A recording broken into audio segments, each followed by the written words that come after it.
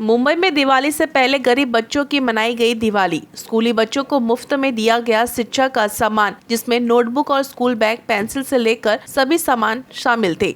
आपको बता दें कि निस्वार्थ सेवा भाव से सेवा करने वाली एकमात्र मुंबई की संस्था दक्ष नागरिक फाउंडेशन लगातार बच्चों की शिक्षा के लिए काम कर रही है। संस्था के अध्यक्ष एडवोकेट सुनील कुमार ने 50,000 बच्चों को नोटबुक और बैग देने का संकल्प लिया है, जिसके तहत रविवार शाम लगभग 7,000 से अधिक गरीब परिवार के बच्चों को मुफ्त में नोटबुक और बैग और पेंसिल बॉक्स देकर उनको सम्मानित किया गया। भाजपा विधायक राजहंस सिंह ने संस्था के इस सेवा को खूब सराहा है।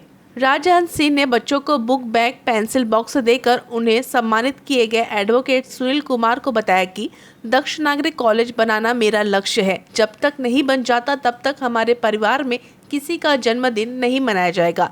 जिन लोगों को नोटबुक और बैग नहीं मिल पाया है, उन लोगों को दक्ष फाउंडेशन की टीम घर घर जाकर जरूर वितरण करेगी। बेटी बचाओ बेटी पढ़ाओ का नारा लेकर जो आदरणीय हमारे प्रधानमंत्री मोदी जी ने दिया है, उस नारे को लेकर चल रहे हैं। और छोटे छोटे हमारे भाई बहन, छोटे बच्चे हैं, उनको कापी किताब ये सब देने का काम करते हैं, क्योंकि इस संस्था के जो अध्यक्ष हैं सुनील कुमार जी, वो खुद एक गरीबी से पढ़े लिखे पले हैं, तो उनको एहसास है गरीबी का। उस एहसास को वो लोगों में अपना बांटना चाहते हैं। ईश्वर इसी प्रकार उनकी आर्थिक व्यवस्था और बढ़ाए और ऐसे गरीबों की मदद करते हैं। सब बढ़िया है, बहुत अच्छी बात है। ग्राउंड कम पड़ रहा है, और बड़ा ग्राउंड लेंगे, इससे भी बड़ा ग्राउंड लेंगे। उनसे हम कहेंगे, निवेदन करेंगे कि इससे बड़ा ग्राउंड लेवें।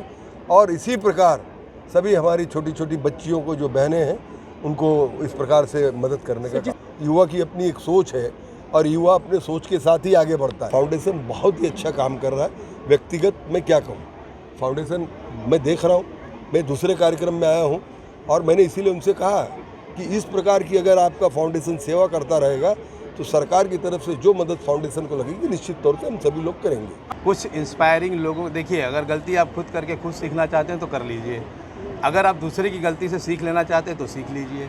तो ये मैंने खुद देखा है कि कलम में कितनी ताकत है, मैंने अपने आप पे भी देखा है।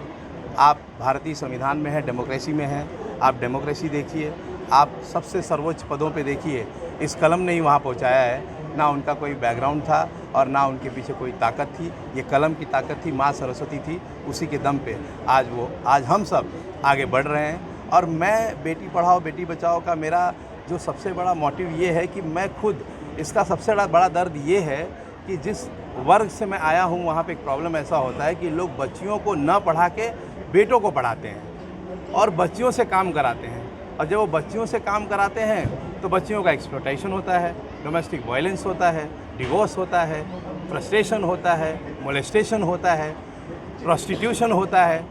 ये एक ऐसी शक्ति है, आपको मैं बताऊं, बायोलॉजिकली भी ये प्रूव्ड है, साइंटिफिकली भी ये प्रूव्ड है कि लड़कियां लड़कों से हर मायने में जल्दी ग्रो करती हैं। ये इमोशनल होती हैं, ये एक शक्ति होती हैं। एक बार आपका बेटा रूठ जाएगा तो शायद 2 साल बात नहीं करेगा, लेकिन अगर आपकी बेटी है तो दूसरे दिन भी आपके घर आ जाएगी। तो उस शक्ति को, जिस शक्ति को लोग बेटे के सक्सेस के पीछे जलाना चाहते हैं और उसे बुझाना चाहते हैं, हम उसी को जलाना चाहते हैं। समस्या भी इतनी बड़ी है कि सोल्यूशन कम पड़ रहे हैं, लेकिन अगर ग्राउंड कम पड़ रहा है, सोल्यूशन कम पड़ रहे हैं, ये कम हो रहा है, वो कम हो रहा है, अगर हम नेगेटिविटी में ही जाते रहेंगे तो ये और समस्या बढ़ती जाएगी।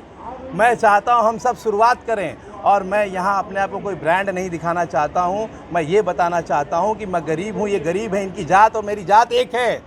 हम नोटबुक की कमी को और बैग की कमी को मैं जानता हूँ और इसके यूज़ को मैं जानता हूँ।